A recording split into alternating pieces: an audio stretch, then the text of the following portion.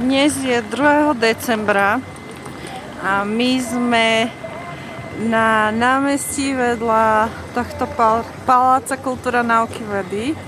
A boli sme to aj včera, JPG, ale bol to totálny masakér. Nechoďte tu v nedeľu, tu sa nedalo pohnúť, tak preto sme prišli dnes znova, dnes je pondelok.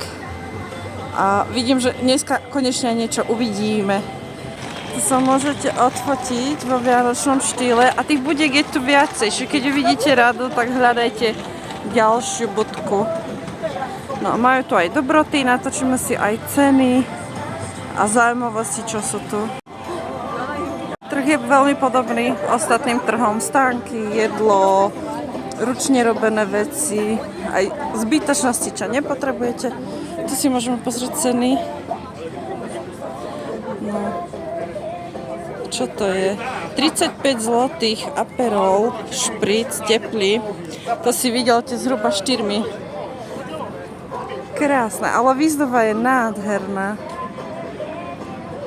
A škoda, vidíte, vzadu je toto koleso, ale keď ho to inštalovali deň pred tým, ako začali trhy, tak sa tam premietali rozprávky. Tu môžete vidieť ďalšiu, tú fotobudku. No a čo? Ako, Mirko, ideme dookola a potom cez jednotlivé? Poďme tak. Hrajú tu vianočné pesničky. Viacero miest, kde sa môžete odfotiť. Aj bankomat tu je. No a poďme to tu preskúmať.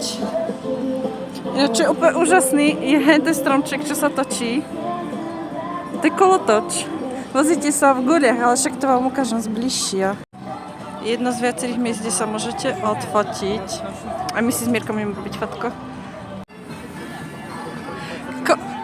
Koľko rokov maximálne môžeš mať, aby si mohol ísť do tohto?